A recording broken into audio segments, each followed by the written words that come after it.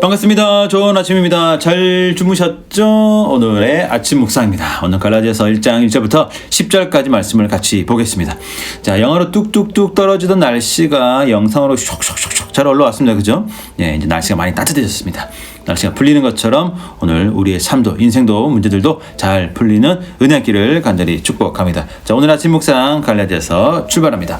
오늘 바울은 가장 먼저 자신의 사도됨을 선포하고 있습니다. 자신이 어떤 사람의 힘이나 내가 어떤 뭔가를 해가지고 내가 사도가 된 것이 아니라 이것은 전적인 하나님의 은혜다라고 이야기를 하고 있습니다. 사도라는 것은 딱 이 당시에 하나님이 특별하게 기독교 역사 가운데 이 당시에 딱 주셨던 특별한 직분이다. 이렇게 기억을 해주시면 좋겠습니다. 예수님의 제자와 바울 외에는 사도가 없다는 것을 잘 기억하시면 도움이 되겠죠. 그죠? 자, 그러면서 오늘 바울이 복음에 대한 이야기를 하고 있습니다. 자, 갈라디아 성도들은 이미 복음을 들었습니다. 예수를 믿습니다. 그죠? 물론 엉뚱하게 사는 사람도 있었겠죠. 그죠? 자, 그러나 복음이라는 것은 우리가 기본적으로 생각할 때 불신자들이 들어야 되는 것이다 라고 알고 있는데 물론 맞습니다. 그러나 성경 전체를 보면 복음은 성도들도 계속 지속적으로 들어야 된다라는 것도 우리가 알 수가 있습니다. 우리는 복음으로 시작해서 복음을 잘 지키고 복음으로 끝나는 인생이라는 것이죠. 자, 그럼 복음은 무엇이냐? 첫 번째로 4절에 보면 다 나와 있습니다. 4절 제가 읽겠습니다. 그리스도께서 하나님 곧 우리 아버지의 뜻을 따라 이 약한 세대에서 우리를 건지시려고 우리 죄를 대속하기 위하여 자기 몸을 주셨으니. 아멘. 첫 번째 복음이라는 것은 하나님의 뜻 가운데 우리에게 주어진 것입니다.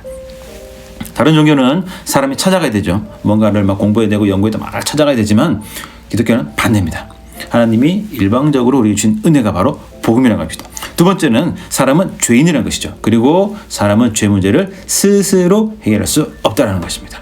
그래서 죄 없으신 예수님이 사람의 몸을 입고 이 땅에 오셔서 이 죄 문제를 해결해 주셨습니다. 마지막 네 번째는 무엇이냐? 이게 바로 대속이라는 개념이 들어간다는 것입니다. 성경 전체를 보면 대표성의 원리라는 것이 있습니다. 그죠? 11조 모든 것이 하나님 것이지만 그 중에 하나를 대표로 드렸을 때 하나님이 오냐 내가 다 받았다라고 얘기해 줄게 라고 하는 것이고 또 제사를 통해서 짐승이 죽을 때 그 짐승이 죽는 것을 보고 하나님이 내가 너희 죄 용서해 준 거야 잘 기억해 은혜야 은혜 이렇게 강조하시는 것입니다.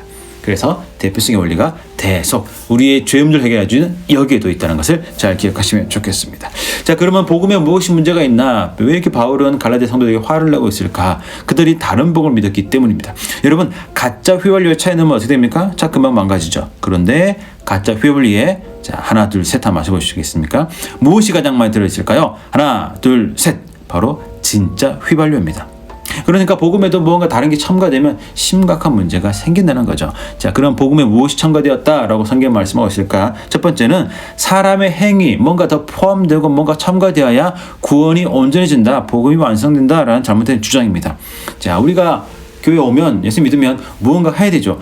해야 되는 것은 맞습니다. 그러나 그런 것을 해서 하나님과 거래한다든지 마치 자판기 돈을 넣으면 뭐 음료수나 과자나 뭐가 톡 튀어나오는 것처럼 우리가 그런 개념으로 복음을 구원을 하나님을 생각해서는 절대 안 된다는 거죠.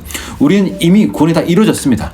예수님의 은혜로 말미암아 다 이루어졌습니다. 우리가 여기부터 보탤 것이 없습니다. 예수님만 우리가 충분합니다. 자, 그러나 그럼에도 불구하고 그럼 우리가 아무것도 안 해도 되네요 라고 생각하면 안 된다는 거죠. 첫 번째는 무엇이냐면 내가 무엇을 해서 막 구원을 완성해야 된다, 복음을 더 아름답게 된다 라는 것도 잘못됐지만 아무것도 하지 않아도 된다는 것도 잘못된 것입니다.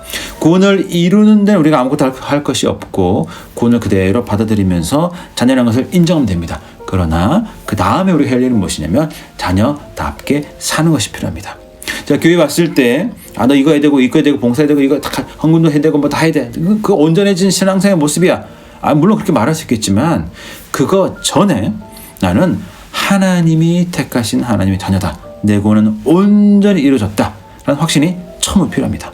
그 다음에 필요한 것이 무엇이냐?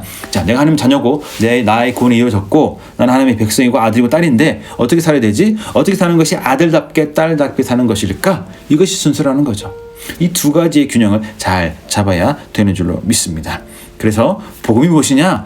내가 자녀인 걸 확신하고 자녀답게 잘 사는 것이 복음입니다. 내가 좀 부족하다고 내가 뭔가 좀 이렇게 안 된 것들이 있다고 해서 그냥 막 채워야 너 이제 자녀로 내가 허락하노라 그런 게 아니라는 거죠.